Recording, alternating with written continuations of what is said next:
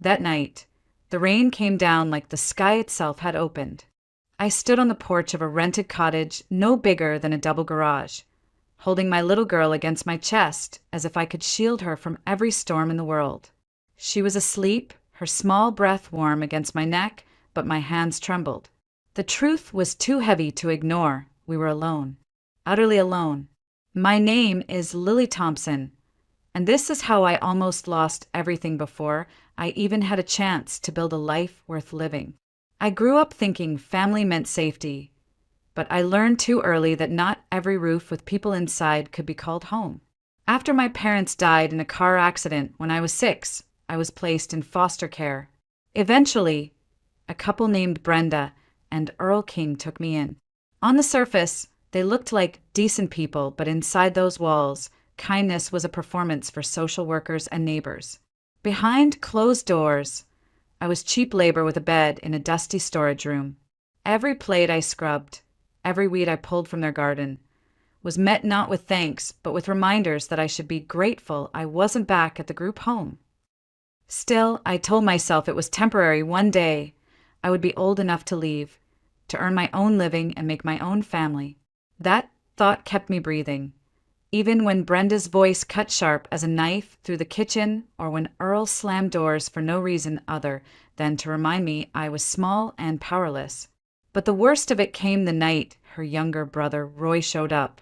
He had just been released from prison and already had whiskey on his breath. I was 16, tall but still fragile, and I knew trouble when I saw it in someone's eyes. Roy looked at me like I was something he could take. That night, I learned what real fear feels like, not the kind you get watching a scary movie, but the kind that burns into your chest because you know no one is coming to save you. I ran, out the back door, across the yard, barefoot on gravel, rain soaking my clothes and blurring my vision.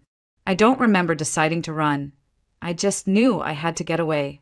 I slipped near the fence and skinned my knee, but I didn't stop. And then, out of nowhere, a voice called, "Hey, leave her alone." I spun around and saw a young man stepping out from under a tree, holding what looked like a BB gun. Roy cursed, spat into the mud, and turned back toward the house, muttering something I couldn't hear. The stranger walked toward me, rain dripping off the brim of his cap. "You okay?" he asked. I wanted to say yes, but my teeth chattered too hard to form words. He crouched, saw my bleeding knee, and said softly, "Let's get you somewhere warm. My grandmother lives just down the road. She'll know what to do." That's how I met Jason Harris, the man who, though I didn't know it then, would one day save both me and my little girl in ways I couldn't imagine. That night, I followed him through the rain, too exhausted to argue, too scared to go back, and too desperate to believe that maybe, just maybe, someone finally cared. Jason's grandmother lived in a small white house with green shutters and a porch swing that creaked softly in the wind. When we stepped inside, the smell of chamomile and fresh-baked bread wrapped around me like a blanket. For a moment, it felt like stepping into another world, a world where no one yelled or slammed doors just to remind you how little you mattered. "Jason? Who's this?" A warm voice called from the kitchen. An older woman appeared, wiping her hands on a floral apron. Her hair was silver, but her eyes were bright, kind, and full of questions. "This is Lily," Jason said gently. "She's hurt. Can we use the first aid kit?" The woman, Grandma Ruth, nodded and without hesitation guided me to the kitchen table. Her hands were soft, her voice steady as she examined my knee. "It's not too deep," she said, dabbing at the blood. "Just a scrape, but we'll clean it up. Sit still, sweetheart." Sweetheart, that word nearly undid me. It had been years since anyone called me something like that. Jason crouched beside me, holding the antiseptic wipes, his expression focused but tender. "Sorry about my uncle's gun scaring you," he said. "It's just a pellet gun." I figured the sight of it would make him back off. I shook my head. "You didn't scare me." "He did." My voice cracked, and I hated that it did. Jason didn't push. He simply nodded, like he understood more than I was saying. Grandma Ruth poured hot tea, and slid it across the table. "Drink this. You're trembling." I wrapped my hands around the mug and stared down at it, afraid to look up, afraid I'd start crying and wouldn't be able to stop. Jason sat across from me. "You don't have to go back there tonight, he said softly. "If you don't feel safe." Safe. The word felt foreign on my tongue, like something people in movies talked about, not girls like me. "I don't have anywhere else," I whispered. Grandma Ruth leaned forward, her gaze kind but firm. "Honey, you're not sleeping in that house tonight. You can stay here. We've got a spare room. Jason will drive you to the social services office in the morning if you want. They need to know what's happening."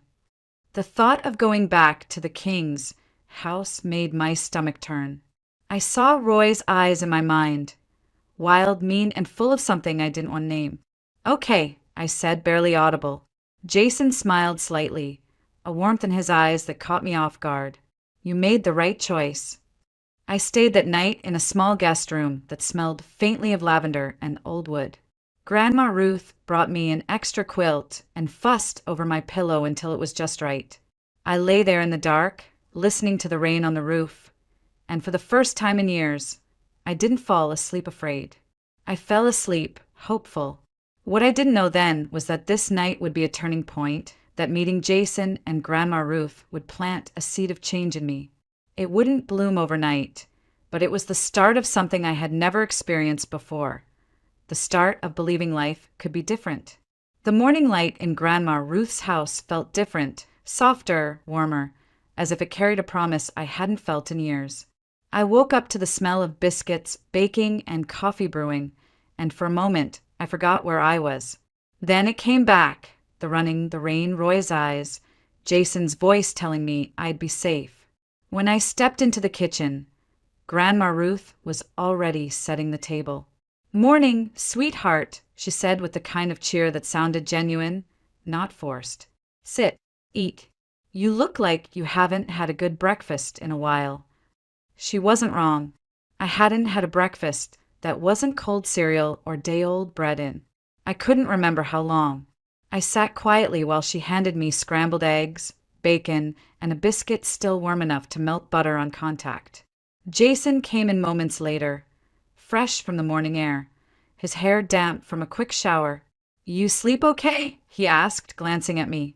I nodded, though my throat tightened. Better than I had in years. After breakfast, Jason drove me to the social services office, the one place I had avoided since leaving the group home. My hands shook in my lap as we pulled into the parking lot. "You don't have to go through with this if you're not ready," he said, his voice low, careful. "No, I'm ready," I whispered. "I can't keep living like that." Inside, a caseworker named Ms. Barnes listened while I explained everything. The chores, the yelling, the threats to send me back, and finally, Roy's attempt to corner me in my room. My voice trembled, but I forced myself to keep speaking. Jason sat beside me the whole time, silent but steady, like an anchor in a storm. When I finished, Ms. Barnes sighed and leaned back in her chair. "Lily, you don't have to go back there. We can move you into a group home until we find another placement. You did the right thing by coming here." Relief hit me so hard, I almost cried again. I had dreaded being sent back to that dark little room. Dreaded seeing Roy's smirk and Brenda's cold eyes. Now I wouldn't have to. Outside, Jason walked me to the car. "You okay?" he asked. "I think so," I said, staring at the pavement. "I don't know what's going to happen next, but it's better than what I had." He smiled and handed me a folded piece of paper. "My number. If you need anything or just want to talk, call me, okay? I mean it." That day, I returned to the group home, not as a scared little girl begging to be accepted, but as someone making her own choice. My room was small, shared with 2 other girls, but it was mine and no one yelled at me for existing. That night, lying in my new bed, I thought about Jason and his grandmother, about the way kindness could feel so unfamiliar and yet so natural once you let it in. For the first time in years, I didn't cry myself to sleep. I closed my eyes and let a thought take root in me. maybe life didn't have to stay this way forever. Maybe there was still something worth hoping for. Life at the group home was nothing like the King household. It wasn't perfect, rules were strict, curfews tight, and privacy rare, but it was fair. For the first time in years, I didn't have to earn my place by doing endless chores or fearing someone's temper. I had a bed, meals 3 times a day, and people who were there for the same reason as me, to survive and find something better. My roommates were Jenna and Chloe. Jenna was my age, with sharp wit and an energy that filled every room. Chloe was younger, shy and quiet, always reading in the corner. Jenna quickly decided we were going to be friends, whether I liked it or not, and honestly, I didn't mind. It felt good to have someone who didn't look at me like a burden. Still, I kept my guard up at first. Years of being told I was lucky to even have a roof over my head had carved deep habits into me. I flinched at raised voices, even when they weren't angry. I said sorry far too often, but bit by bit, the group homes softened those edges. I joined sewing classes in the evenings, partly because it gave me something to do, partly because I loved the rhythm of a needle and thread. Creating something new out of scraps felt symbolic, like maybe I could stitch together the pieces of myself too. Jason kept his promise. He came by every week, sometimes with cookies from Grandma Ruth, sometimes just to say hi. He'd sit with me on the front steps, talking about his pre-med studies and how he wanted to help people one day, to fix what's broken inside and out. His eyes lit up when he talked about it, and I found myself smiling in ways I hadn't in years. Grandma Ruth even visited once, hugging me like she'd known me forever. "Your family now, honey," she said, and I believed her. For someone who had spent so many years feeling unwanted, those words sank deep. Of course, not everything was perfect. Jenna had her own baggage, and sometimes her jokes about rich boys stung more than I let on. But I liked her. We stayed up late whispering about what we wanted from life. She dreamed of traveling the world. I dreamed of something simpler, a little home of my own, and a reason to never look back. For the first time, I started thinking about a future. I wanted to graduate, to find a trade, something solid that would keep me from ever needing people like Brenda and Earl again. Sewing was becoming more than a hobby, it was a plan. I wanted to be independent, to build something from my own hands. And slowly, I let myself imagine what it might be like to have someone like Jason in my life, not just as a friend, but as something more. I kept those thoughts private, though, because the idea of someone actually loving me felt too fragile to speak out loud. But deep down, something had changed. I wasn't that terrified girl running barefoot in the rain anymore. I was someone with a bed, with friends, with a dream. For the first time in a long time, I felt like I was standing on my own feet and maybe, just maybe, moving towards something good. It's strange how the smallest moments can change everything. For me, it was the way Jason smiled when he saw me waiting on the steps of the group home one chilly afternoon. He had a paper bag in his hand, and I could smell fresh cinnamon rolls even before he reached me. "Thought you could use something sweet," he said, handing me the bag. I laughed, not because it was funny, but because it felt like no one had ever thought of me like that. Not because they wanted something in return.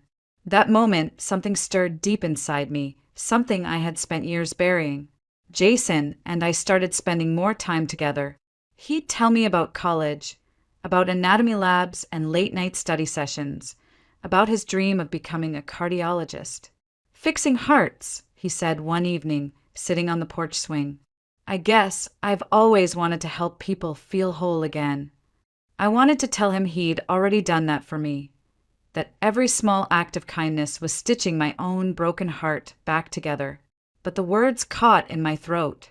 Instead, I just smiled, holding on to the moment. Jenna noticed. She was quick to pick up on any shift in energy. One night, as we lay in our bunks, she whispered, "You like him, don't you?" Heat rushed to my face. "He's just kind," I muttered. Jenna laughed softly. "Kind and cute. You think I don't see it." Her tone was teasing, but something in her eyes lingered longer than it should have. I ignored it, telling myself I was imagining things. A week later, Jason came by unexpectedly, leaving an envelope at the front desk because I wasn't there. Jenna was. When I returned, she acted like nothing happened. For days, I waited for Jason to mention it, but he didn't. Curiosity finally got the best of me, and I asked, "Did you leave something for me?" He frowned. "Yeah, note. You didn't get it." I shook my head and my stomach sank. That night, while Jenna was in the shower, I checked her side of the dresser. The envelope was there, ripped open. The note inside was simple, sweet. Had to leave for an internship abroad. "I'll miss you. Call me when you can." My hands trembled as I put it back. Jenna had read it, hidden it, and said nothing. She came in moments later, towel around her shoulders, and froze when she saw my face. "You went through my stuff," she snapped. "You stole my letter," I whispered. Her jaw tightened. "I was just looking out for you. Guys like him, Lily? They leave. They don't stick around for girls like us." The words cut deep. I wanted to scream, to demand why she thought she had the right to make that choice for me. Instead, I walked out, tears stinging my eyes. Jason left for that internship, and I didn't hear from him again for almost a year. Maybe Jenna was right. Maybe I wasn't the kind of girl someone stayed for. So I threw myself into sewing, into planning a future that didn't rely on anyone but me. But late at night, when the lights were out and the house was quiet, I couldn't stop wondering if Jason had really forgotten me, or if life was simply teaching me one more cruel lesson about trust. A year passed, and life moved on whether I wanted it to or not. I finished my sewing program, got a part-time job at a small alterations shop downtown, and focused on building something stable for myself. The group home started to feel less like a temporary shelter and more like a stepping stone toward the life I wanted. Still, there were nights I lay awake, staring at the ceiling, wondering what had happened to Jason. Then, one crisp autumn afternoon, I was walking through Forsyth Park, enjoying the smell of roasted peanuts from a nearby vendor, when I heard someone call, "Lily." I turned, and there he was, Jason, older somehow, more sure of himself, but still with that same warm smile. I froze for a second, stunned. Then, before I could think, I ran to him and threw my arms around his neck. "Whoa," he laughed, hugging me back tightly. "Guess you missed me?" "You disappeared," I said, pulling back to look at him. "You didn't write, you didn't call." Jason frowned. "I left a letter before I flew out. You didn't get it." My chest tightened. "Jenna!" I whispered, suddenly understanding. He shook his head, an incredulous smile forming. "I should have known something was off. I kept waiting for you to call, but I figured maybe you didn't want to talk." We stood there in silence for a moment, and then he took a deep breath. "I'm sorry, Lily. I should have done more to make sure you knew how much you mean to me." I swallowed hard. "You mean?" Jason smiled, that easy, genuine smile I remembered. "I mean, I thought about you every single day while I was gone. And now that I'm back, I don't plan on disappearing again." We spent the whole afternoon walking and talking, catching up on everything we'd missed. Jason told me about his internship in New York, about working alongside top surgeons and how it solidified his dream of becoming a cardiologist. "I want to fix hearts, Lily. Literally. But also, in other ways." His eyes lingered on me when he said that, and something in my chest fluttered. That evening, he drove me back to the group home. When he stopped the car, I hesitated, hand on the door handle. "Jason, why me?" He looked at me like it was the easiest question in the world. "Because you're you. Strong, kind, beautiful. You've been through hell and still managed to care about people. How could I not fall for that?" The words hit me so hard I could barely breathe. For so long, I had convinced myself no one could ever see me as worthy, as someone to love. And yet here he was, saying it like it was obvious. We didn't kiss that night. We didn't need to. The way he touched my hand before I stepped out of the car was enough. It felt like the beginning of something real, something that could last, if I was brave enough to let it. That night, lying in bed, I realized something. For the first time in my life, I wasn't dreaming about someday. I was living it right now. When Jason told me he wanted me to meet his parents, I hesitated. "Are you sure?" I asked, twisting my hands together. "They don't even know me." "They will," he said, smiling like it was the easiest thing in the world. "And they'll love you, just like I do." The words "just like I do" hung in the air, warm and terrifying at the same time. No one had ever said that to me before. I nodded, hoping he was right, but a pit formed in my stomach anyway. A week later, we drove to his parents' estate, just outside Savannah. The Harris home was breathtaking. White columns, manicured gardens, and a porch big enough to host a wedding. For a moment, I stood frozen, clutching my simple purse, suddenly aware of my thrift store dress and scuffed shoes. Jason squeezed my hand. "You look perfect," he whispered, then led me inside. His mother, Eleanor, was the first to greet us. She was tall, elegant, and carried herself like someone who'd never been told no in her life. She looked me up and down, her lips pressing into a thin line. "This is Lily?" she asked. "Yes, ma'am," I said softly, trying to smile. "MMM," she murmured, then turned to Jason. "Dinner's ready." We sat at a long table that could have seated 20. His father, a serious man named Richard, asked polite but pointed questions. Where I lived, what I did for work, where I came from. I answered as best I could, my voice steady even as my chest tightened. When I mentioned sewing and alterations, Eleanor raised an eyebrow. "So, not a college girl then?" "No, ma'am," I said quietly. "I went to a vocational program." "I see." She set down her wine glass. "Jason, may I speak to you in private?" Jason shook his head. "Whatever you want to say, you can say it here." Her eyes flicked to me, cold and sharp. "Jason, you're on your way to becoming a doctor. You have opportunities most people can only dream of, and you bring home." She gestured at me like I wasn't even in the room. "This?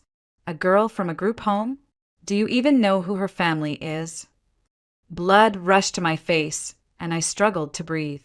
"Mrs. Harris," I said quietly, "I know I'm not," but Jason cut me off. "Enough, Mom.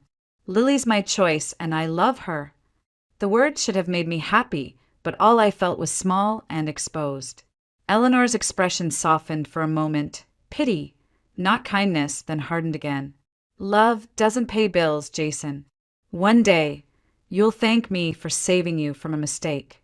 I couldn't take it. I stood up so fast the chair scraped against the floor. "Thank you for dinner," I said, my voice trembling. "I should go." Jason reached for my hand. "Lily," but I pulled away, blinking back tears as I walked out of that pristine house. The cool night air hit my face, and I realized my chest hurt, not because of Eleanor's words, but because some part of me had believed them. Jason found me outside by the car. "I'm so sorry," he whispered, wrapping his arms around me. "They were wrong.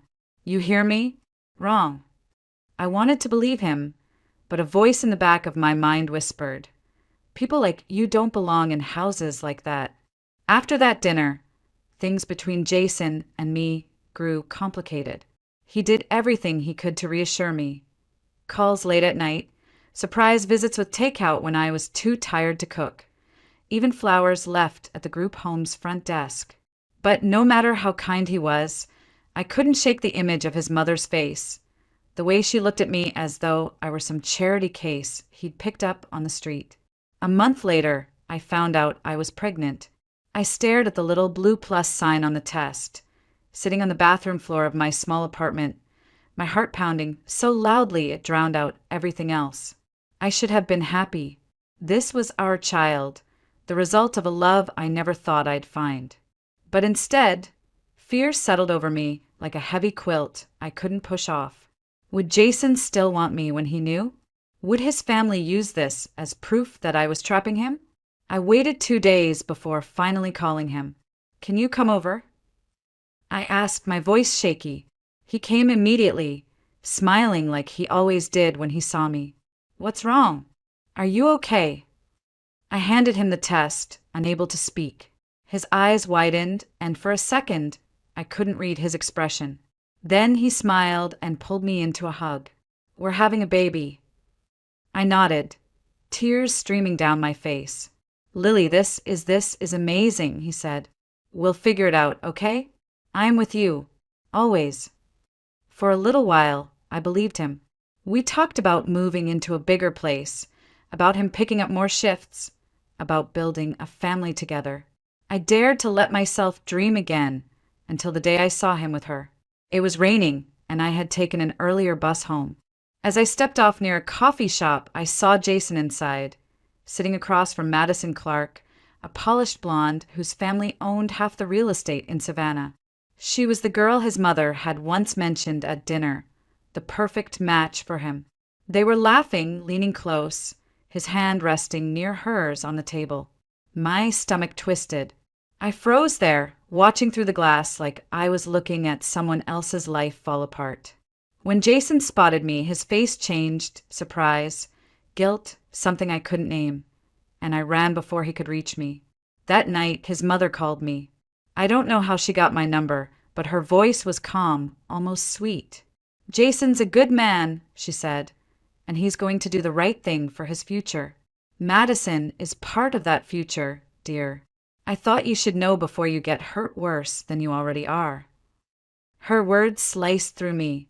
I didn't even argue. I just packed a bag and left. I didn't tell Jason where I was going. I didn't leave a note. I boarded the first bus out of Savannah and never looked back. I ended up in a small town 2 hours away, renting a single room above a sewing shop. When my daughter, Emma, was born, I held her tiny body against my chest and whispered, "It's just us now, baby girl. Just us." And I swore no one would ever hurt us again. Life as a single mother was nothing like I imagined. People romanticize it in movies. Those montages of a mom holding her baby while sunlight streams through the window, smiling like she's never been happier. In reality, it was exhausting, lonely, and terrifying. Emma was everything to me. From the moment I held her in my arms, I knew I would walk through fire for her. She had Jason's eyes, those warm hazel eyes that made my chest ache every time she looked at me. I didn't regret leaving. I told myself every night that walking away was the right choice. But deep down, there were nights I cried quietly after Emma finally drifted off, wondering if I had stolen something from her, a father who might have loved her. I worked at a small sewing shop, taking in alterations and mending clothes for people who didn't even know my name. The hours were long, the pay was low, but it was honest work, and it allowed me to rent a tiny studio apartment. The place was barely big enough for a crib and a mattress, but it was ours. As Emma grew, I started noticing little things. How she tired quickly after running, how her lips sometimes looked a little too pale. At first, I chalked it up to her being small for her age. But then came the day at the park when she collapsed on the grass after climbing the slide, clutching her chest. Panic took over. I scooped her up and rushed to the nearest urgent care. The doctor's face was grave as he listened to her heart. "She has a congenital heart defect," he said quietly, handing me a pamphlet with diagrams I couldn't bring myself to look at. "She's going to need surgery, soon." Surgery. The word echoed in my ears long after we left. How was I supposed to pay for surgery when I could barely cover rent and groceries? I tried not to let Emma see me cry, but some nights she'd toddle over, pat my cheek, and whisper, "It's okay, Mama." She was 4 years old and already comforting me. The community in that little town stepped up in small ways. Mrs. Porter, who owned the shop below my apartment, watched Emma for free when I worked late. The man at the corner store started slipping extra fruit into my grocery bag. Even so, no one could give me what I really needed. Enough money to save my little girl's life. I started taking extra sewing work, staying up past midnight to finish orders. My fingers bled from pinpricks, but I didn't care. I kept telling myself if I just pushed harder, worked longer, I could make it happen. But as Emma's condition worsened, the hope I clung to started slipping through my fingers like sand. One evening, after Emma had another fainting spell, I sat on the kitchen floor, holding her tiny body in my lap while she slept and whispered to the dark, "I can't lose her. I can't." That night, I prayed for the first time in years. I didn't pray for money or even for strength. I prayed for a miracle, something, anything to keep my daughter alive. The miracle I prayed for came on a day that began like any other until it didn't. Emma and I were at the park, one of her favorite places, even though she tired quickly. She was on the swings laughing, her little hands gripping the chains as I gently pushed her. "Higher, Mama," she giggled. But moments later, her laughter cut off. She clutched her chest, gasping for air, and then collapsed. My heart stopped. "Emma." I scooped her into my arms, panic blinding me. "Somebody help." I screamed. A man sprinted from across the park, medical bags slung over his shoulder. He knelt beside me, already pulling out equipment. "I'm a doctor," he said quickly. "Set her down now." I laid Emma on the grass, shaking. The man checked her pulse, then opened her airway. "She's going into arrhythmia," he muttered, working fast, attaching pads from a portable monitor to her chest. His movements were swift, precise, someone who knew exactly what to do. And then, as he looked up to reassure me, I froze. Those eyes hazel, warm, achingly familiar. "Jason," I whispered, stunned. He paused, recognition flashing across his face. "Lily?" But there was no time to process. He focused back on Emma, stabilizing her until her breathing steadied and her tiny chest rose and fell in rhythm again. When she finally opened her eyes, weak but conscious, I almost collapsed with relief. Jason carried her to his car. "My clinic's 5 minutes away. We'll take her there now." I climbed into the back seat, clutching Emma, still too shocked to speak. The clinic was new and bright, clearly successful. Jason owned it. I could see his name on the wall. Dr. Jason Harris, cardiology specialist. He examined Emma thoroughly, reviewing her hospital records I had brought along. His face grew tight. "She needs surgery soon. Without it, Lily, it's serious." "I know," I said, my voice breaking. "But I can't afford—" "You don't have to," he interrupted. "I'll cover everything. She's my patient now." I stared at him. "Jason, why?" After all this time, he met my eyes, pain flickering in his expression. "Because she's my daughter, isn't she?" The words punched the air from my lungs. I couldn't answer, just nodded through tears. He sat down heavily, running a hand through his hair. "I looked for you, Lily. For years. I thought you didn't want me, didn't want us." "My mother!" "She told me you were with Madison." I whispered. His jaw tightened. "Madison?" "That was a business lunch, nothing more." "My mother. She wanted me with someone suitable." "I had no idea she reached out to you." Silence stretched between us, filled with all the years we had lost. Jason finally reached across the table, taking my trembling hand in his. "We can't change what happened, but we can fix this together." He looked at Emma, who was resting quietly now, her tiny fingers curled into my shirt. "She's ours, Lily, and I'm not letting either of you go again." For the first time in years, I believed him. And for the first time in months, I let myself hope, not just for Emma's health, but for something I thought I'd lost forever. A family. Emma's surgery was scheduled within the week. Jason insisted on overseeing every detail himself, staying by her side before and after the procedure. Watching him work, calm and focused, I saw not just the man I once loved, but the doctor he had become. The one who fixed hearts for a living, including mine. The morning of the surgery, I sat in the waiting room, clutching a cup of coffee I didn't drink, my fingers trembling. Jason came over, still in scrubs, and crouched beside me. "She's going to be okay, Lily. I promise." I nodded, unable to speak. For hours, I sat there replaying every moment of Emma's life. The first time she smiled, her soft giggles, the way she held my face when she was tired. Losing her was unthinkable. When Jason finally emerged, pulling off his cap, his eyes were wet. "She's fine. The surgery was a success." Relief hit me so hard I covered my face and sobbed. Jason pulled me into his arms, holding me until the trembling stopped. "You don't have to do this alone anymore," he whispered. The days that followed felt like stepping into sunlight after years of gray. Jason moved us into his home, temporarily while Emma recovered. At first, it felt strange. His world was polished, stable, so different from my tiny apartment above the sewing shop. But Jason didn't treat me like a guest. He treated me like family. Grandma Ruth visited with soup and flowers, hugging Emma like she was her own great-grandchild. One afternoon, while Emma napped, Jason and I sat on the porch swing where everything had once started. "Lily," he said softly, "I know we've lost a lot of time, and I know I can't erase what happened, but I love you. I always have. Will you give me another chance?" The answer came without hesitation. "Yes, Jason. I want that too." We married 6 months later in a small ceremony by the Savannah River. It wasn't grand, but it was perfect. Emma scattering flower petals with a huge grin, Grandma Ruth crying happy tears, and even Jason's father showing up, looking quietly proud. His mother chose not to attend, and for the first time, it didn't matter.